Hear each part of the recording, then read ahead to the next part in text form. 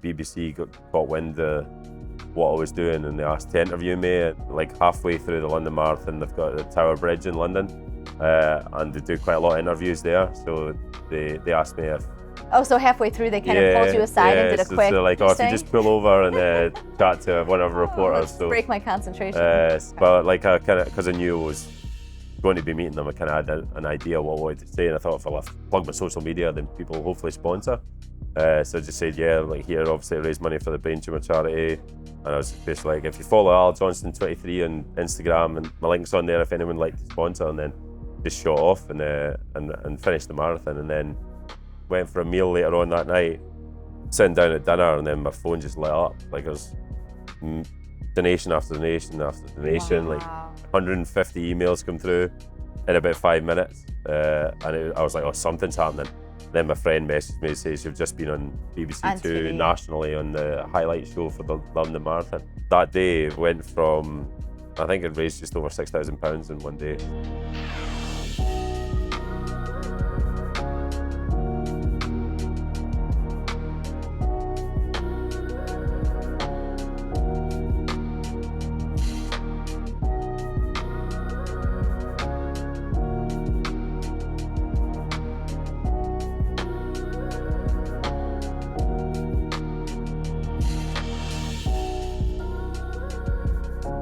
So you can see we're here at the start of the race for the Boston Marathon. This is actually Athletes Village. We are so excited to be here. I'm so excited to be with Alan Johnstone, who I've gotten to know extremely well. He is running the marathon today. This is his first time running the Boston Marathon. He is running for a cause that is close to both of our hearts. We have both lost our spouses to brain cancer. We know how brutal this disease is. He is running on behalf of the Brain Tumour Charity. So it's a UK-based charity, and yeah, they do research, and they plough a lot of money into the brain tumours, and hopefully we'll get a cure one day, and if not, hopefully we'll just make people's lives better with a bit more money, and hopefully, as we know, better treatments. Yeah. If we can even just find better treatments, more awareness, more education, more advocacy to help people out that are on this journey. It's a gorgeous day today. Maybe too much sun for Alan. Too warm for a Scottish person. But it's going to be an amazing race. We're so proud of him. We're so proud of the work that he's doing. We're so honored to share his story. And we wish you the best of luck. Thanks very much. Appreciate it. Yep. Absolutely.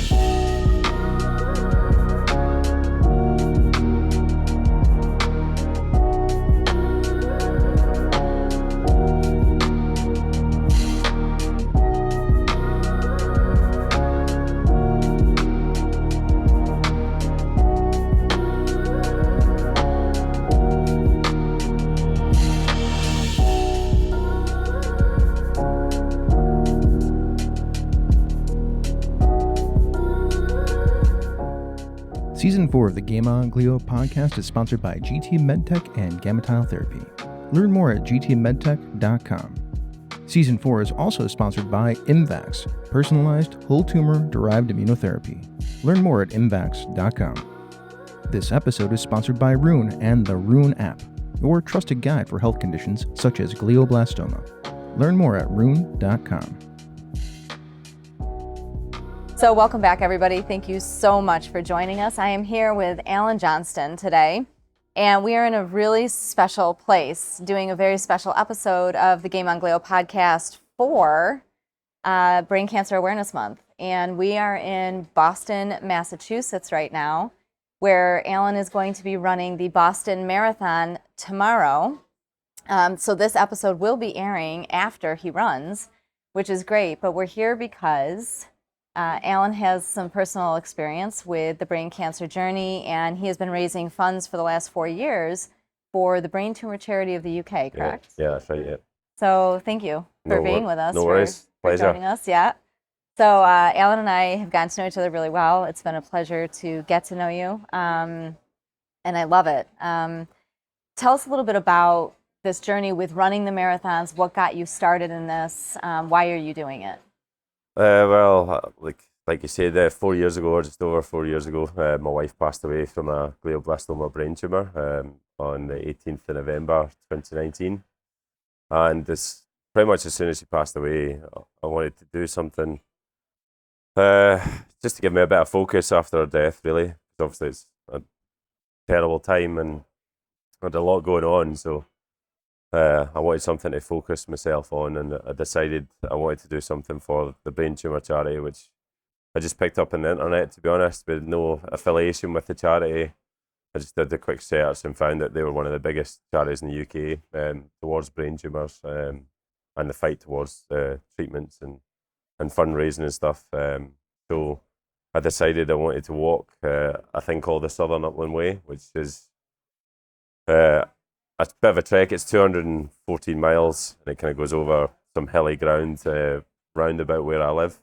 So that was the very first. That was the very first. And this was a hike, like a hike? Yeah, basically, yeah. So my plan was to do it in a week. It's covering anywhere from 25 to 35, 36, 37 miles a day.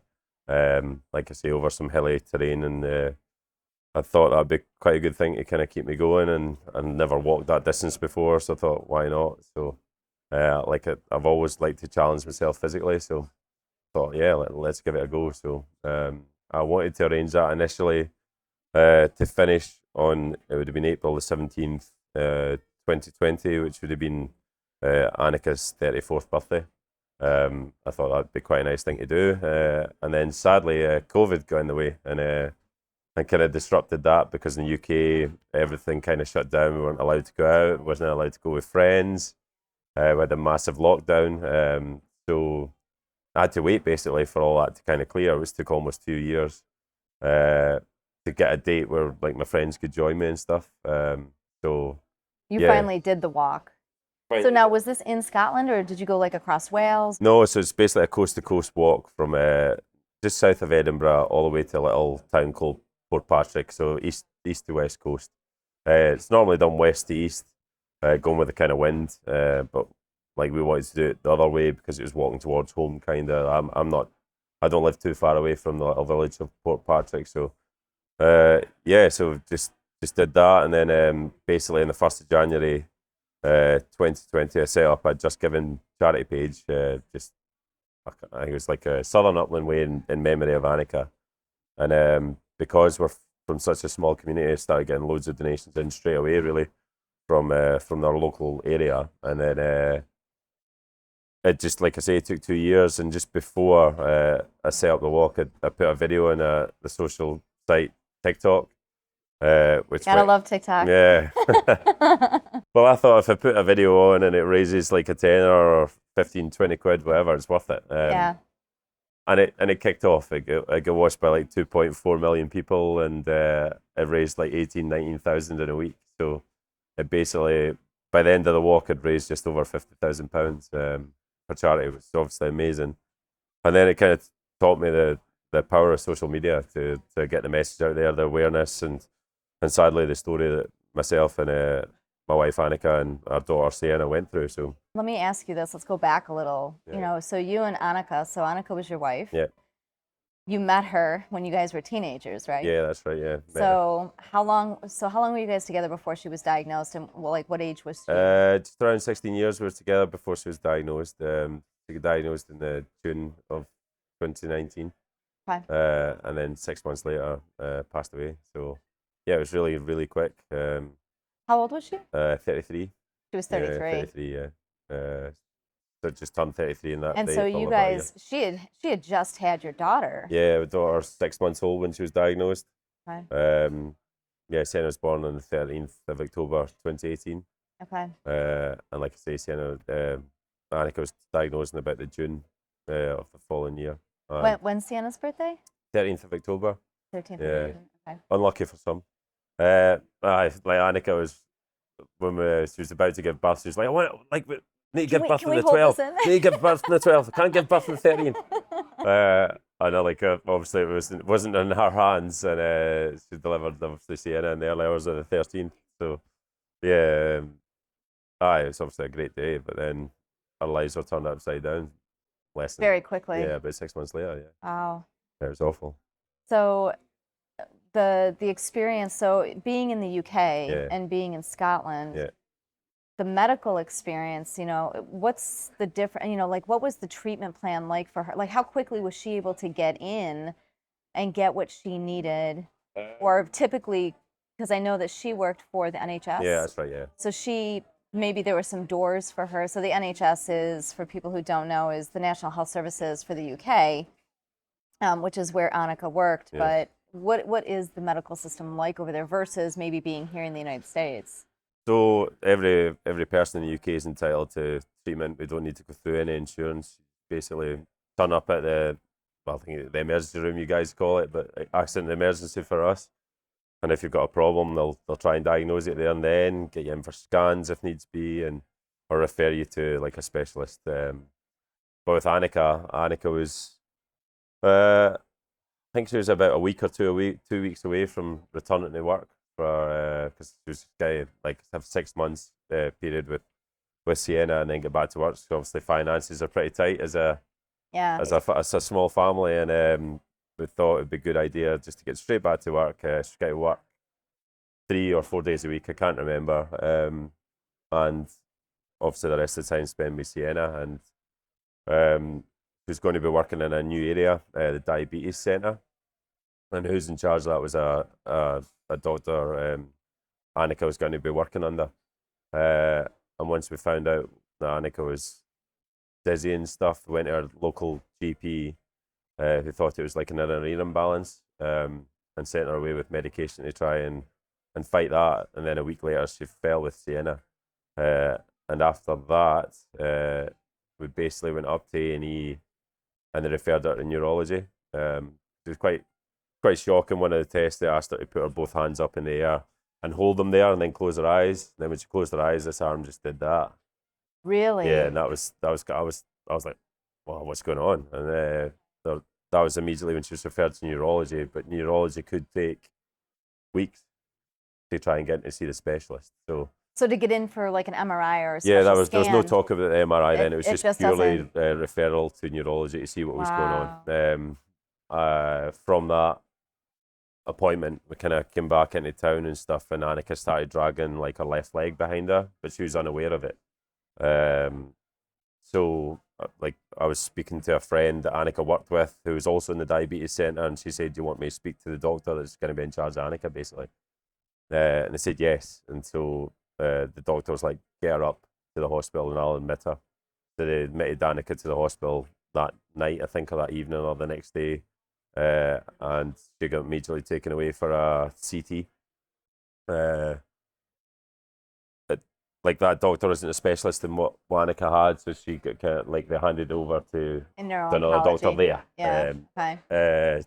And he basically came in initially and was like, "There's nothing on the scan." And then That's what they said initially. Yeah, and then another doctor came in and said, "Oh, there is something on the scan." All within about 5 minutes. Okay. So obviously the first scan, I was just like, "Oh, thank God." Yeah. And then the second, 5 minutes later, we got told there was something on the scan. Obviously, that was worrying. That's amazing. But they said basically they thought it was the simplex virus, which can remain dormant in the brain, etc., and it can then fight the brain. So over 2 days, they gave her antibiotics for that through IV. And then 2 days later, there was like no improvement. So they basically wanted to send her for an MRI after that. And that's when she got her MRI. Wow, so it took all of that to get the MRI. Yeah, so it took Wow. probably from GP to MRI, probably 2 weeks. A week and a half, 2 weeks, yeah. That's a huge time period. Yeah. I mean, there is the option, obviously, to go private in the UK as well, so you can go to like a private, but you pay a lot for a scan. But at the time, we just thought, no, like... Well, because you don't, I mean, it's not on your radar. We didn't expect it to be what it was, obviously, anyway, so... Had you ever heard, like, so my experience, I maybe heard it in passing once or twice from somebody famous. Yeah. But it was never on my radar. So when like glioblastoma, like hearing brain tumor or glioblastoma, when they said it, I actually sat there and looked at them. I'm like, wait, what? Say that again? Yeah. So I mean, when they said this is what we're thinking it is, like, had you ever really heard about it? Before she went for that, well, no, not really. I didn't really have any awareness of it. Like, obviously, knew people got brain tumors, and but always thought it was like an age thing. Like when you're a lot older in life, you normally get a brain tumor, not like at 33 years old. But I think probably the initial shocking thing, well, not so much shocking thing. I mean, what happened. But initially, we were told by the the specialist that seen Anneka, they thought it was inflammation of the brain, even after the MRI. So I had the MRI, and it's like, it's inflammation. We just need to do this, and It'll go everything will away. be okay. And then that's when there was massive relief, because just before that scan, they're like, it's either going to be inflammation or a brain tumor. And obviously at that point, we were just up in the air. And then when we got the results back, it's inflammation. Like, oh, it's like a massive sigh of relief. I let like a weird noise out of me. Like Yeah. I couldn't even describe the relief like I had. It's just like, oh my, like obviously brilliant news. All our family were down, like Anneka, her family, and my family, and sisters, etc. Everyone was there, and we were all so relieved. And then about an hour later, the doctor came back. He's like, "Can everybody get out of the room?" But Anneka's mum, Alison, who you met last night, and myself. He's like, "I've spoken to Edinburgh, or the neuro specialist, really, and they're saying they don't think it's inflammation. Just sent the results, and I need to roll back a bit on my decision. I'm really sorry, but at the moment, there's nothing we can do here, so you're free to go home and just wait." This is like either Thursday or the Friday, and it says in Edinburgh they'll talk about your results in a multidisciplinary team meeting, and they'll get back to you on Monday. Any questions over the weekend, just give us a contact. Tons of questions. Like, all right, okay. So we went home, and obviously it was just the worst waiting game. And then Monday afternoon, they're like, "Can you come to Edinburgh for Tuesday morning?" And I think in myself, I kind of knew then that they were getting this in so quick that I knew it was obviously something There's concerning. something. Yeah. And we went to Edinburgh the next day, and basically they thought it was a brain tumour. They thought it was an aggressive brain tumour because of the speed of Anneka's, so the onset of Anneka's symptoms, and they wanted to biopsy our brain. And then that's when you get all the other kind of add-ons to this whole terrible journey and disease. They're like, oh, if we go in here and take it from here, there's a 3% chance of stroke. If we do it from here, like all the risk factors. Doing all the brain surgery. Yeah, for the biopsy, which was a week later.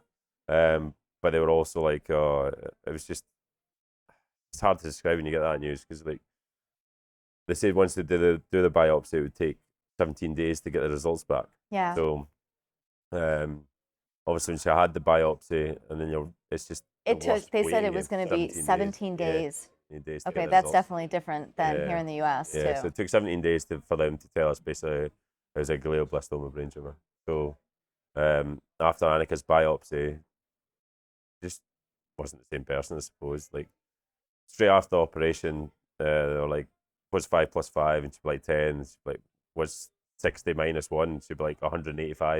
And you're like, I was just so confused as to why she would come up with that answer. I mean, Anneka was a bright girl. Yeah. And that shocked me. And then they got her up to try and walk, and she couldn't really walk well at all. Like her mobility really struggled from the biopsy onwards. But yeah, basically from being dizzy to Anneka being in a wheelchair and getting the results was a month. Really? Yeah. That's a lot. Yeah. That's a huge waiting game. Yeah, it's horrible. And yeah, I suppose that's the difference from the US health system.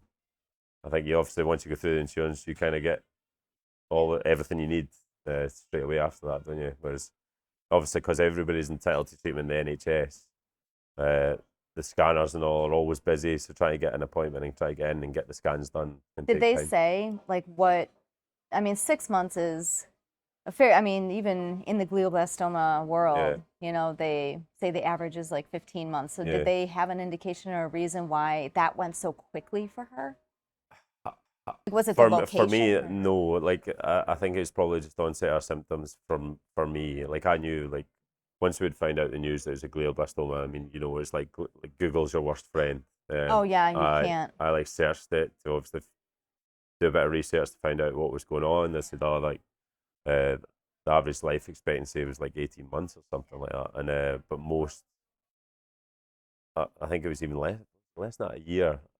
Or 5 year survival is like terrible. And obviously you read stuff like that, and I was like looking at Anneka and just like going from a fit and healthy at the gym 4 times a week type person to not being able to walk in a month. I was like, she's never gonna last 18 months in my mind. So you were kind of preparing for that. Yeah, I think we all were. I think we all kind of knew that it was just one horrible waiting game.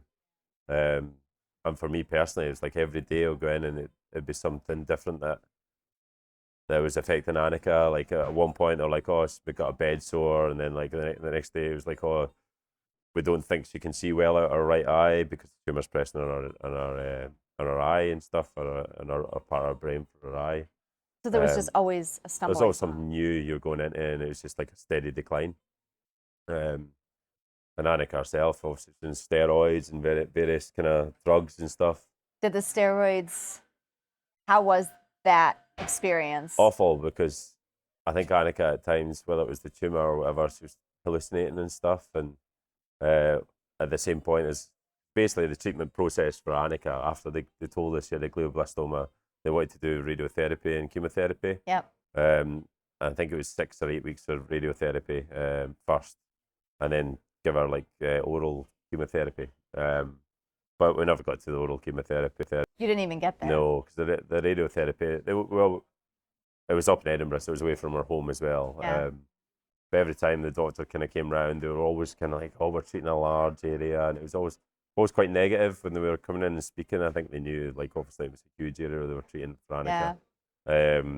And obviously I think it swelled her brain, and it just made her come out with crazy statements. Like, she phoned me at like 3 a.m. from the hospital and tell her like the fairies were coming to get her and I had to come down and rescue her. And it's just pure fear in her voice. Yeah. And obviously I couldn't do anything. Like, I was in Edinburgh as well, but like I couldn't go and take her from the hospital. I just had to try and tell her that, no, it's the nurses that are with you. Like, they're there to help you, blah, blah, blah, and you're safe. And then obviously when you get those calls, it's like hard to deal with. Yeah. Like, how was that for you? Because you saying that brings back memories of Mike, like being in the hospital and having similar experiences, and needing me to desperately like write a letter for him, and I'm at home and it's 2 a.m. and like your heart just it's just like just the feel worst. Helpless. Yeah. Like, totally helpless. Like, and the only thing you can do is try and comfort, or that's what I felt. It's the only thing I could try and do is comfort Anneka, but I mean, there's literally nothing you can do.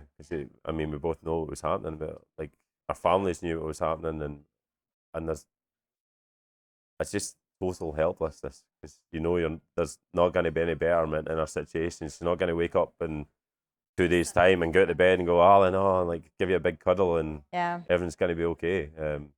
Obviously, for me, I was losing the person that I loved, and she was losing me. Like, hard to describe how awful it was. And obviously I still had Sienna. Like, Sienna was back in our hometown getting looked after by my parents and Anneka's parents, whilst I was visiting Anneka or spending time with Anneka. And the same, like, if Anneka's mum or sister and that was seeing Anneka, and I maybe the way it worked when we went to radiotherapy, Anneka like told us, well, she told me, she's like, I don't want you up there all the time when we were getting her treatment. So I kind of went up, I think it was a Sunday or Monday afternoon for our first treatment on the Monday afternoon. Stayed up Tuesday, Monday night, Tuesday night, and then I come back down the road Wednesday afternoon to spend a couple of days with Sienna before Anneka came home on the weekend. Yeah. But after the second weekend, the swelling in her brain just made it, she was so anxious to go back up the road. The doctor was like, we don't think she should go home this weekend, think we should keep her here so that she gets her treatment and stuff. And that was hard. I mean, like, because Sienna was so young, she was strapped to like a pram. Yeah. We tried to bring her up to Edinburgh to see, obviously, her mum. And she was strapped to a pram for like 19, 20 hours a day until we could get her back home. And it was just the hardest time. And like, obviously, I think you look back and you're like, oh, I should have maybe done that differently, done something differently. But hindsight's always... Yeah, but at the same time, you can only do what you're doing at the time. Like, all of our lives have been ripped apart. Yeah, so. I mean, it's not like there's a roadmap. No, so it's not absolutely. like somebody, it's not like you can sit there and say, okay, this is exactly where we need to go or what we need to do. You're just kind of rolling with the punches. Yeah, exactly. And trying to figure it out as you go. Yeah. And I mean, horrendous. it's very easy to get in your own head and to sit there and say, overthink, or maybe I should have done this, or I wish I had known about this beforehand, or, as it was progressing, or even conversations. Yeah, because Anneka's communication went quite quickly. And if I'd known that, I think I'd have spoke more with her about things. But that's how I was. But you can't change that. It's not like I can get her back and go, oh, wish I'd done this instead. And had those hard conversations, but you don't.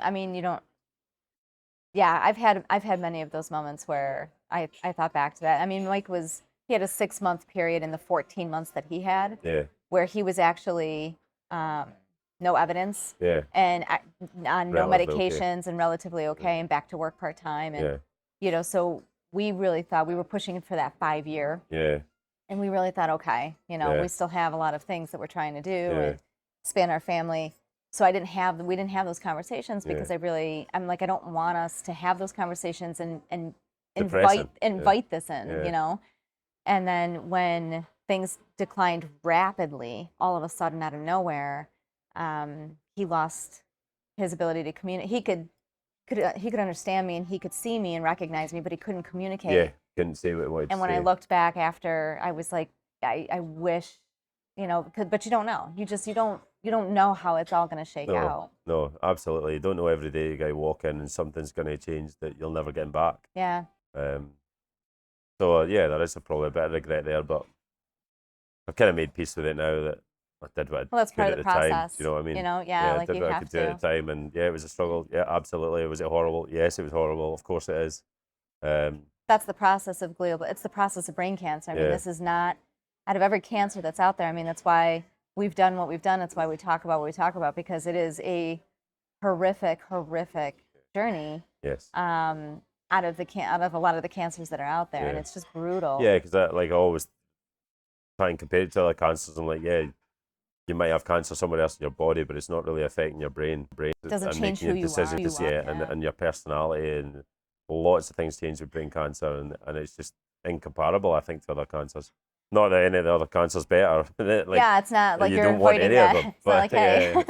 don't want any cancer, but certainly when it hits the brain, I think it just changes the person completely. And I changed Anneka into somebody I wouldn't have recognised, or I'd spend all day with her to get like 30 seconds of what Anneka would have been like. That glimpse of... Yeah, and it was just like, literally, you could get 30 seconds, a minute of Anneka, and it was like, oh, yes, that's Anneka.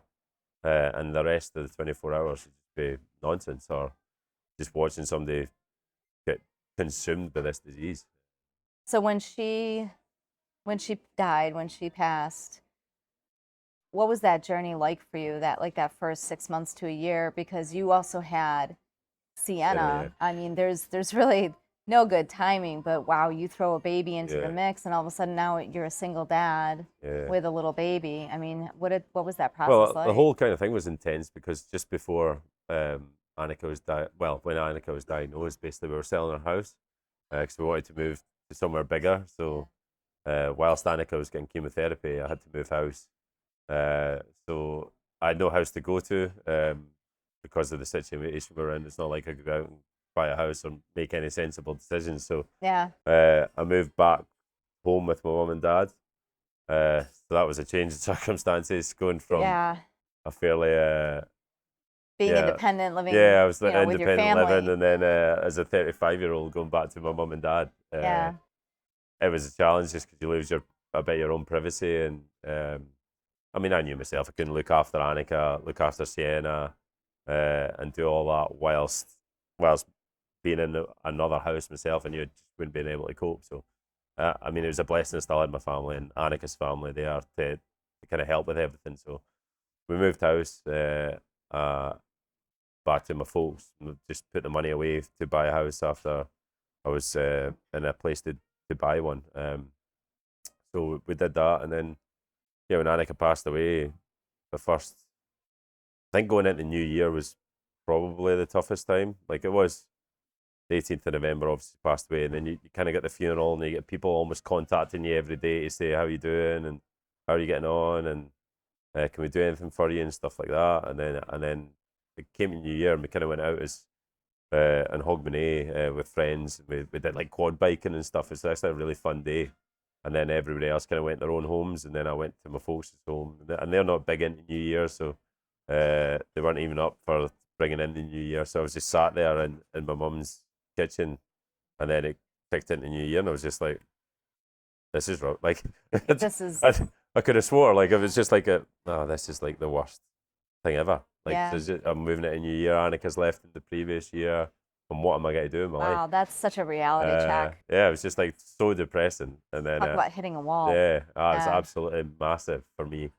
And like, it's hard to describe, because like, I'm not at that time and previous years, like, I'm not an open person emotionally, or like ever like probably could see I was unhappy, but I'd never say I was unhappy. I'd probably moan a lot. Like you've probably experienced that already, but Yeah. for tomorrow. But like I can moan, but like I don't normally kind of give my feelings away other than I'm just a bit doom and gloom today. Yeah. So I'm never too high, I'm never too low, I'm never, I don't know, excitable. Whereas now, like I feel them all. I think it was going into New Year was hard. All the firsts were hard. Like came round to like Anneka's birthday when I was meant to obviously be doing the walk. I thought I'd have that to focus on, and then it was COVID, so I was just locked in a house. Sienna obviously was a baby, Yeah. so I went straight back to work as well. So when Anneka passed away on November the 18th, I was back in work before Christmas. Oh wow. I went to work, and my birthday's the 21st of December as well, so it was kind of rubbish. But I went back to work and I thought, you know what, I want to get back to work, see everyone in like massive groups. So I didn't want to be bumping into people in the hospital. Like, And then just repeat. like, how are you doing? Oh great, aye. Just get it all And done then at once. 10 feet later meeting another person I haven't seen. So I thought, you know what, I'll go into all the major areas in the hospital and just say, look, I'm back. Yeah. Yeah, it was crap, and it is crap, and I'm still dealing with it, but I'm here. So Yeah. and I need to get on with it. So I just went straight back to full-time work, which was difficult in a way because the hospital where my mum and dad's home is an hour away from the hospital. Oh wow. So I get up in the morning and Sienna wouldn't be even out of bed in the morning. I go to work for obviously 7 or 8 hours, get back, and I get back about 6 p.m. And bear in mind, like my daughter was in bed for 7, so I get back, I get my dinner, and then I play with Sienna for like maybe 20, 30 minutes, and then it'd be her bedtime, and then I'd go out on a run or whatever, and then it'd be the same for the Monday to Friday. That was my life, basically. So you were running even. Yeah. I mean, is running your passion? Is that always something? No, not really. Or was it something that you started doing? No, like I've always exercised. Like the exercise has always been a part of my life since like I started playing football at a young age, and then it was probably football all the way through till I was 16, and then I joined the military, obviously. That's when I started doing weights and cardio and probably a mix of things. I did as many sports as I could. Being in the military and specifically over there, the RAF. Yeah. But yeah, being in the military, I mean, you can't avoid working out and being no, fit. exercise is kind of part of it, but no, like I'd always exercised, and I would continue to exercise for as long as I can because I think it's important. I don't want to be 50 and unable to do something that or my body stops me doing, unless I get an injury, obviously. I've always been physically active, so running. I probably started running. Probably the main thing I used to do before I started doing weights. When I joined the military, I was like 10 stone and the same height as I am now, so I was like a stick insect. Yeah. And then it was actually when I went to the Falkland Islands in 2007. There was like a guy there that did a lot of free weights, and he was like almost like a bodybuilder. Okay. And he kind of took me under his wing for the 4 months I was down there, and I was basically in agony for 4 months of my life. And I came back and I put on so much muscle that then kind of I could have done it. you. Yeah, done it. So since then, I've always just did a mix of cardio and weights. Okay. And I try and keep myself active as I And you're can. really outdoorsy. Yeah, I mean, for anybody that doesn't know, I mean, you hike, you bike, you run. I mean, you've always been really outdoorsy. Does that, I mean, has that always like given you something like, I know for me, I'm very outdoorsy and I do a lot of the same I don't run, but I do a lot of other of the same activities. And for me, it's also it's a spiritual experience almost. Like I feel very connected to nature. Yeah. And so there's something very healing and very peaceful for me. Is it like that for you, or is it more just? I think it's just mainly the physical aspect for me. Like I think my mum would agree. Like when we go up a hill together or something like that, like I'm away off the distance. I get up there as quick as possible. I take in the views for like about 40 seconds. I'm like, right, it's time to go back down. We've got to work on that. Whereas my mum will sit there for maybe half an hour, have a quick coffee or a bit of lunch or something at the top, and just take it all in. And I'm like, nah, I just bring it back down. I've got in the car. I've got something else to do.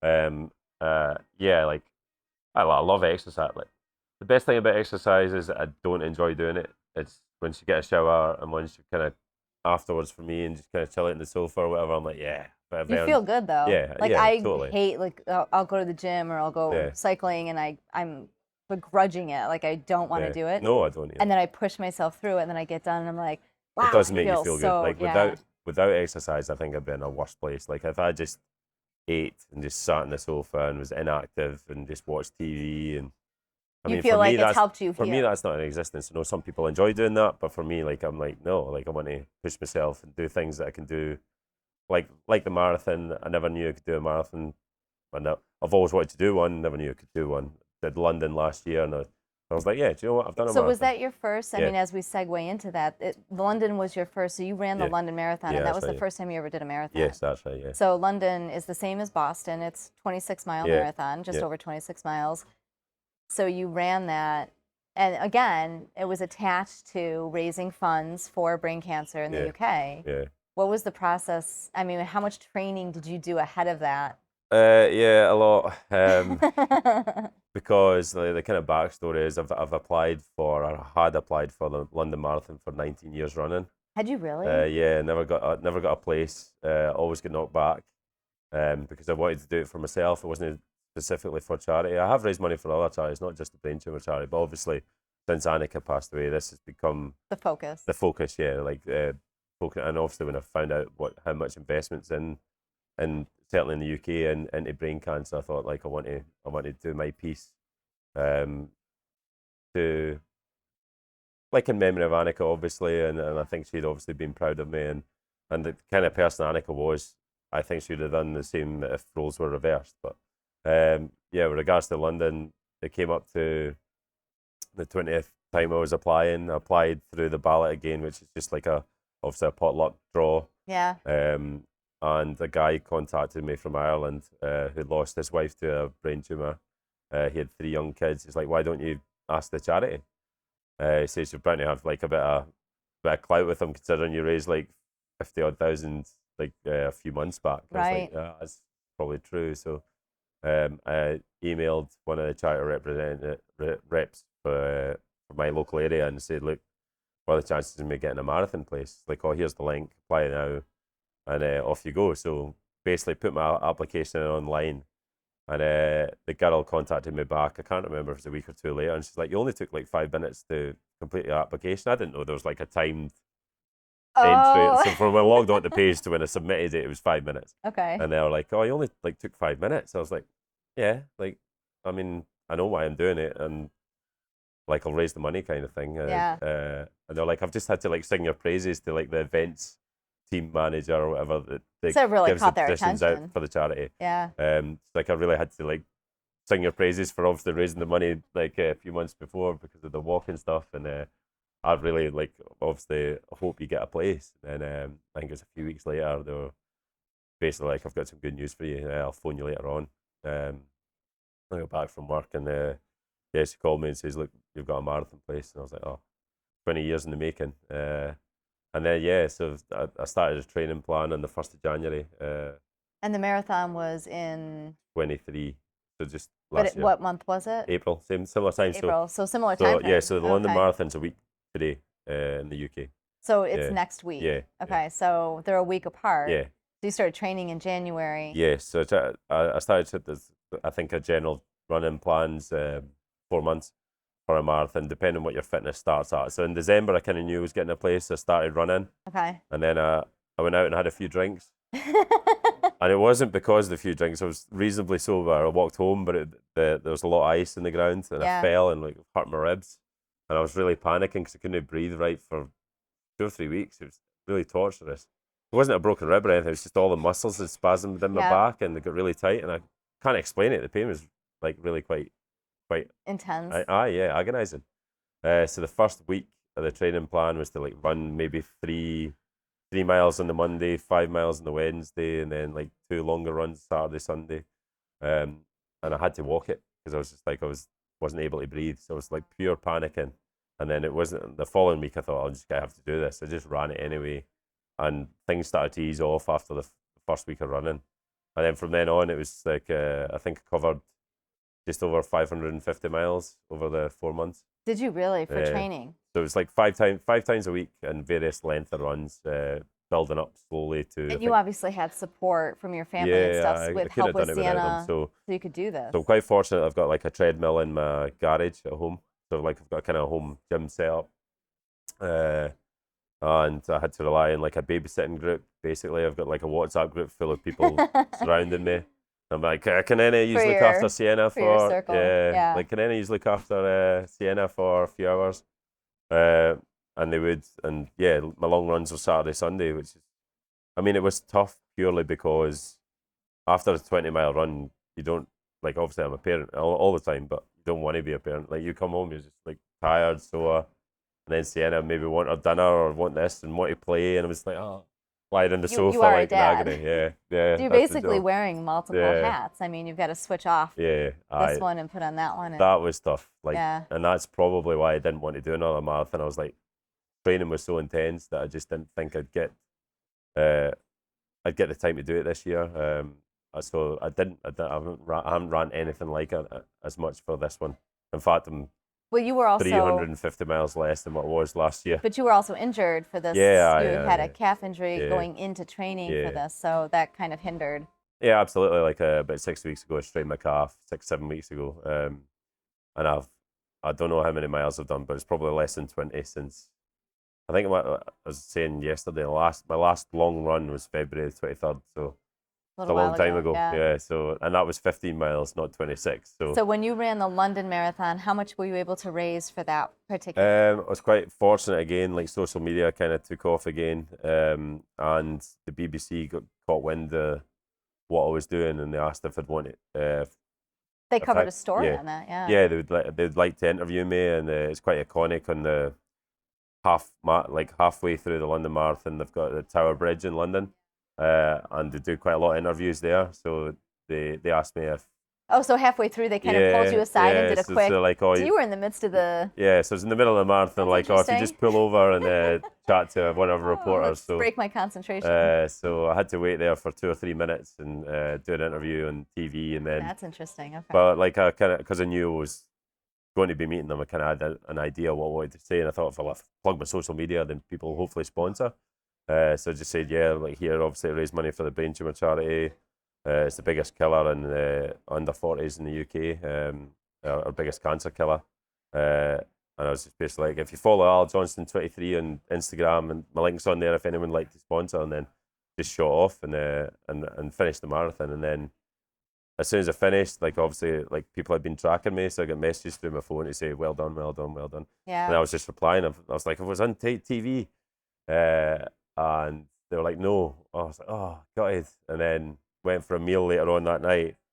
And I don't know if it's the same if you guys use Just Giving, but basically you get an email for every donation that goes into your charity. Yep. So sitting down at dinner, and then my phone just lit up. Like, there's donation after donation after donation. Wow. Like 150 emails come through in about 5 minutes. I was like, oh, something's happening. Then my friend messaged me and says, you've just been on BBC On Two TV. nationally on the highlight show for the London Marathon. Wow. And I was like, oh, thank God. So that day went from, I think it raised just over £6,000 in one day. So In from one people day? just from random people seeing the story online and or on TV and then sponsor me. So raised just around, well, I'll just say just over, almost bang on £30,000 for that. For the London Marathon. For the sponsorship. So, I mean, well, how did you? I mean, what were the feelings going on inside you? Like, as you were getting those emails coming through, and I mean, what was that feeling? Obviously exciting. They obviously raised so much money, but at that time I was on my last leg, so it was like just relief that I'd finished. I was like, and it's just nice way to end that day, you know. Like, it's obviously like until you run a marathon, you don't. I don't think you know if you can run one. Obviously I was confident because I had lots of training behind me, and I felt good. But at the same time, when I was running, there was people like getting rescued by the ambulances at the side of the street, and so you're never too confident. And yeah, once I got to the end, I was like, oh, just relief that I'd finished, and obviously It's a big deal. Don't like failing. And you actually finished. Like, you made it across the finish line. Yeah, and it's just like I say, it's like for me, it's a massive achievement. But like, I hate failure. I hate not achieving something that I set out to do. Yeah. And it doesn't happen, like, to me, it doesn't happen very often. Obviously, maybe set too achievable a goal, but if I failed, I'd have been gutted. You know what I mean? Like, if I never got to the end, like, it'd be hard to live with me.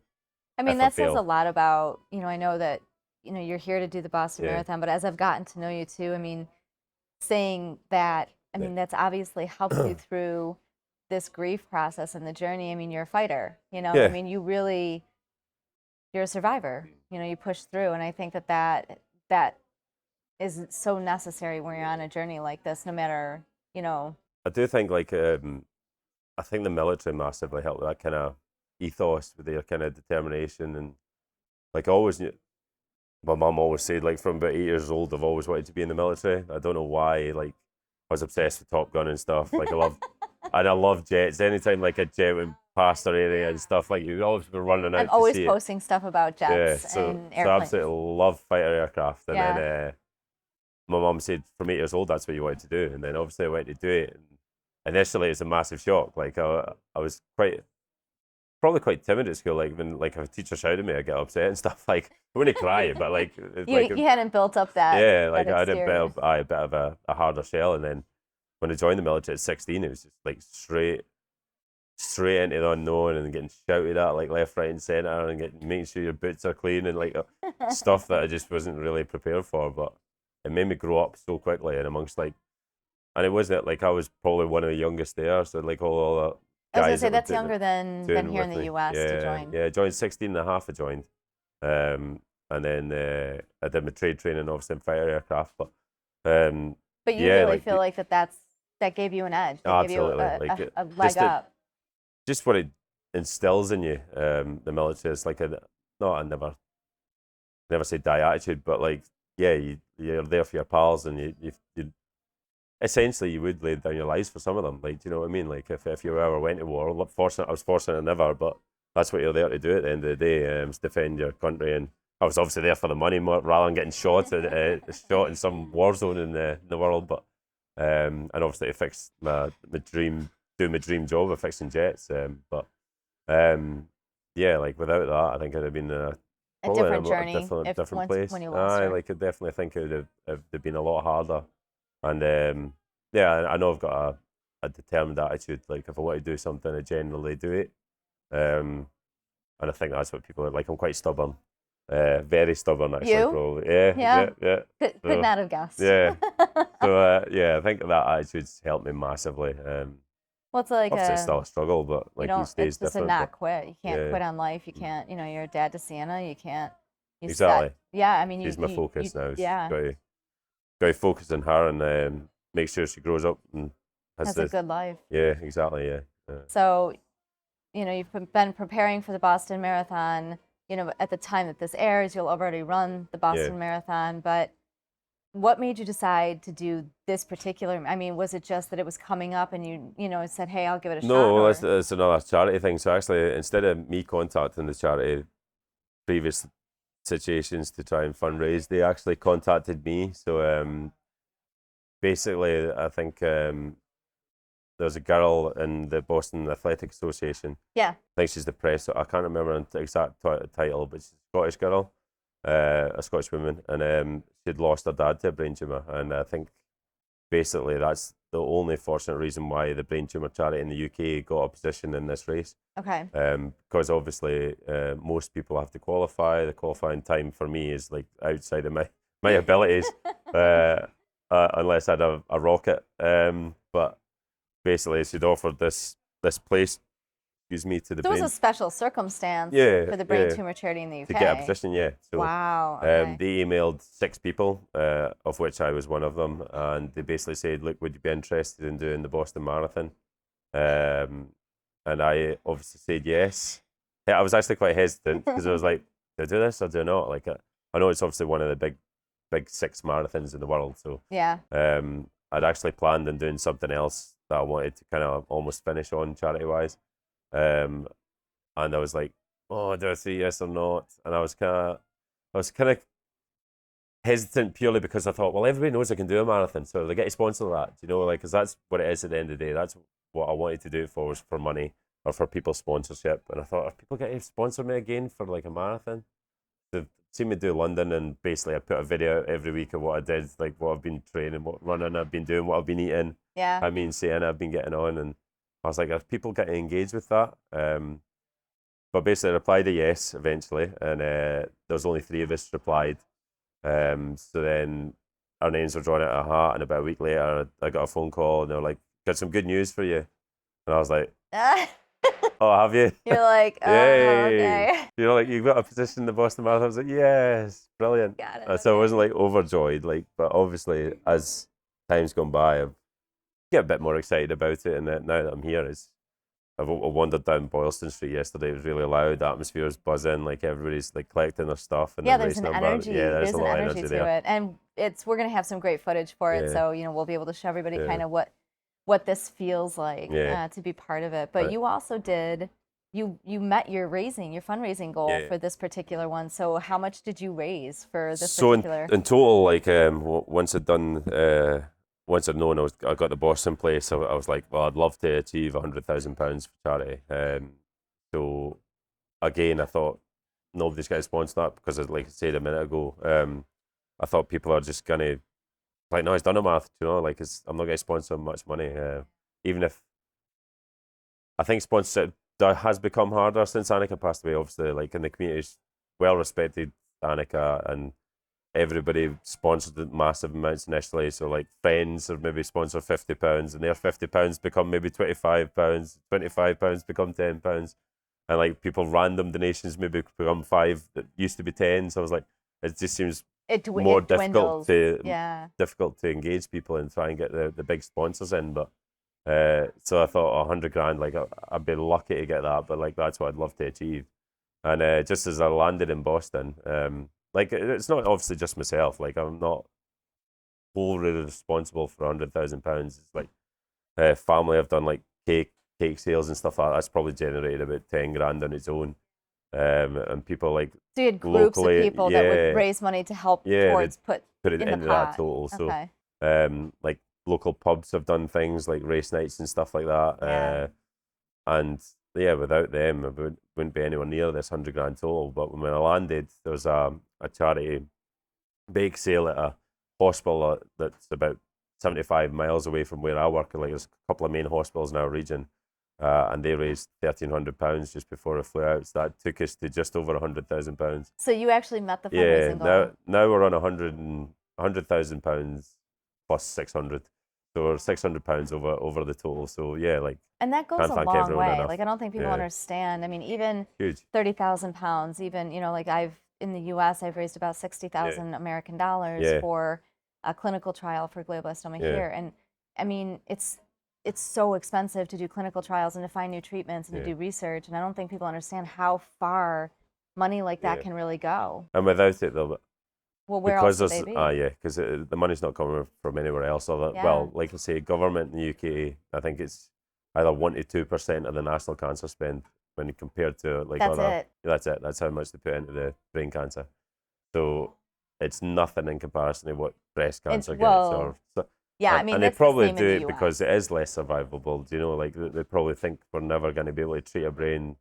But if the you way we have can that treat- attitude, that's the one thing that's yeah. always been a frustrating thing Yeah. for me, because you can't. And I've been working with a lot of doctors in the U.S. and a lot of surgeons and clinicians over here where they do have a different mindset, Yeah. because you can't. I mean, Well, they need money. they need money, and without that's. it, they'll not But get any you have further. to think outside the box. Yeah. And you can't put the cart before the horse. I mean, Exactly. you have to be able to find ways. If you constantly sit there and say this can't be done, well, then it's never going to be done. Exactly. And If we had that attitude, we'd still be. Like, I mean, in look the at dark what, ages. Yeah, you know I mean, what look So what we have happened to- with COVID, and I mean, look where we are with breast cancer Exactly. and even heart disease, Yeah. and Everything's more you survivable now. have to, yeah. So if we can do that with those, I mean, if we can come up with, some cures and better treatments for even things like, ovarian cancer, which is, still a very deadly cancer, Yeah. and, we have to think outside the box. You Exactly. have to push that boundary. So we can't. I mean, and even in the U.S., it's the same. I mean, brain cancer gets very little funding compared to other cancers, because when they look at the total numbers of people that Yeah. are diagnosed each Yeah. year, it's a smaller percentage. But at the Exactly. same time, it's like The death sentence. it's a death sentence. Do you really want 20,000 people in the United States alone? Now, if we pull in the whole world Yeah. that gets brain cancer, I mean, I've met people in India, the UK, Yeah. Ireland, I mean, everywhere. Like I say, like because of the social media, like I've only got 3,500 followers on Instagram, but I still get messages quite often from Yeah. people in the brain tumor community. Yeah. It happens quite a It lot. makes a big deal. And TikTok, like I say, it's Oh, it's the one that kind of went mad. But yeah, it's me the and one, TikTok are not exactly friends no yet. friends. But like I think with like 40 or 50,000 followers on it, and Yeah. the amount of messages I get from families or even on my wee videos to say, "Oh, my sister went through this, my father went through this, my daughter went through this," and it's only when, as you said earlier, like I didn't have any appreciation of brain tumors and who they affected, but that's the harshest statistic I think you can give out. It is in the UK. It is the biggest killer of under 40s, And cancer-wise. So you got I to mean, think about that. I mean, even in and the it's life U.S., limiting. it is the biggest killer of people outside of heart disease. Yeah. It is one of the biggest killers of people in their 30s and 40s. I mean, I can't tell you how many people I have met just in the United States. I mean, I just did an interview with somebody in Ireland. She's only in her early 30s and she's got glioblastoma. Yeah. Horrible. So, I mean, and why it affects people that are so young, I don't know. Yeah. But it is one of the biggest killers for people that are young, and Yeah. I don't understand. And yeah, it's obviously it takes out people in their 80s and 90s and stuff, but they've lived a good, maybe long life. Whereas Grandkids 30-year-olds, retired, had a full. you're in your prime. Like Yeah. you've got a lot of living left to go. Yeah. Anneka had And lots it's of things she wanted to even do. pediatric. I Yeah. mean, pediatric Yeah, brain exactly. cancer. I mean, I Sickening. just had a referral for brain cancer advocacy, Yeah. and they came to me, and their 8-year-old boy has a very rare. It's not glioblastoma, Yeah. but a very rare brain cancer that he's probably not going to get more than a few years. It's sickening. Yeah, It is. it It's is. sickening. Like there's a girl back home who had their own kind of social media following and in the same town as me that had brain cancer as well, and it's just a brain tumor, and it's horrific, and it's like I say, unless we invest in it, it's never going to get any better. It's not anybody's diagnosed. And They're we have just so waiting much in time. technology Yeah. and so much innovation at our fingertips that the possibility is there. I mean, the best minds, there's so many amazing people Yeah. working on it.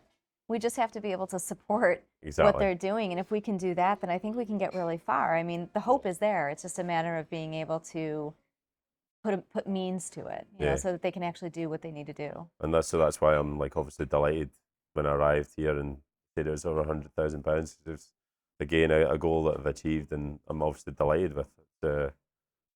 It's something that I'll be proud of for the rest of my life, and yeah, hopefully Sienna Well, will be in the future as well. You're making a difference, you know, and you've Yeah. had an impact, and Yeah. that says a lot. Yeah. So, as we get ready to wrap up, you know, what's your plan after this? So I know we've talked before, and you've said offline that you're going to be done with marathons. Yeah. But even just personally, I mean, what do you want right now for life? I mean, what are you looking forward to? Well, initially, like I'll probably want to chill out in the running. Taking a little wear and tear on the Yeah, body. like I do like obviously exercise and stuff like that, and I will obviously continue to do it. But to do this and to raise the money and to use social media in the way that I have, like obviously It's a people use lot. it differently. It is time consuming. It's like when I make a video and stuff like that of Anneka and like I show videos of her when she was alive, obviously, and happy and dancing away and stuff. Like it doesn't bother me putting those videos up. Like it's not a struggle because I know, obviously, for me, it shows Anneka was what she was like and what kind of Well, it person keeps she her was. Gets a alive. bit of yeah. But it is intense and it is like I don't want to be labelled the widower for the rest of my life. Like Don't want to be I wearing wanna, that W. Yeah. Yeah. I want to. Know that feeling. I want to move on with my life and like I'll never forget what Anneka was to me and stuff. Like obviously it's an important girl to me and we lived half our lives together. So yeah, I suppose just want to be happy with me and Sienna, and hopefully somebody comes out of my life. Like I'd obviously like to date and meet somebody else, if I can, and if I can't, then I'll just plow on and Yeah, probably do we're both something in the else. same boat right now with Yeah, that. It's an interesting dynamic to be in yeah, that scenario, and to be you you don't want to be alone. You're okay being alone. yeah. And I've said this before, and I've had people say to me, well, you know, just meet somebody. It's like, well, that's not that It's not easy. simple. It's not that simple, No. and it's got to be the right balance, and it's got to be the right person. You're going to have that connection and that energy. Yeah, I feel guilty at the same time because I had so much love for Mike, and we were together Yeah. for 20 years. yeah, And but I also, the plan was never to just So many people are content being Yeah. alone, and they're independent. They're going to do their thing. That's Yeah. great. That's wonderful. And I'm okay doing it. Yeah. Totally fine doing it. But They don't I want want a family, you Yeah, know, exactly. and you still have those things that you want in life, but it takes a while to even get to the point where you can say that. Yeah, no, And like that's a It's- journey. I think I'm at that place where I'm comfortable with everything I've done. You know, like I say, I'm proud of what I've achieved for the charity and stuff. And could I do more? Absolutely, I could do more. But like, I think I think I've took it as far as I want to. Like I'll always, And like you I have say, a I'll always. 5-year-old daughter that's got a lot of Yeah, energy. she has a lot of energy, and she needs to be my focus at the end of the day, and she will be. And yeah, like hopefully the charity, I'll pass the baton on to somebody else. I mean, Sienna might want to in the future raise some money for the charity on behalf of her mum and stuff, or she might not. She might just want to continue on and keep me entertained daily. But Yeah. yeah, I don't think you're gonna ever not be busy with. no, I know she has got a Sienna. lot of energy. Yeah. But she's great. Like I say, she gives me massive focus. Well, the And bond between you two yeah.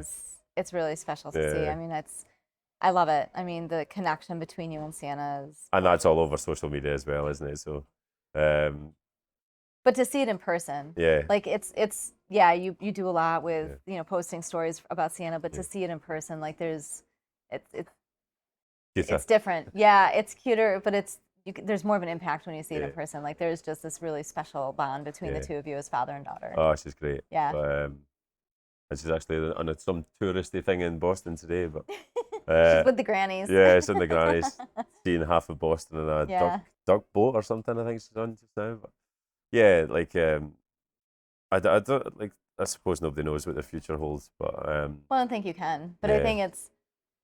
think we're both in the same place right now where we're Don't a wanna be little alone and, excited see what to see what just happens. see, yeah, like we're a little bit more open to, you never know what'll come across your path, and I think it's a really good place to be because it just feels good to actually want to be in that Yeah. place, even though you don't know what's What's gonna, coming? yeah, what's coming. I like. I think I'll keep up physical things. I still want to do. I can't see you. I don't not. want to say no to things. Like if I get an opportunity, I'll probably say yes to it. But Well, you mentioned something no, last the night. cycle I wanted to do. Yeah. Yeah, So you've talked about a big cycling Yeah, track, that's which I a think is really fascinating because Yeah, I'm it'll a be cool. cyclist. It'll Yeah. be really cool. It's called the Wild Atlantic Way, and it covers the west coast of Ireland, basically from north to south, and it's 1,600 miles.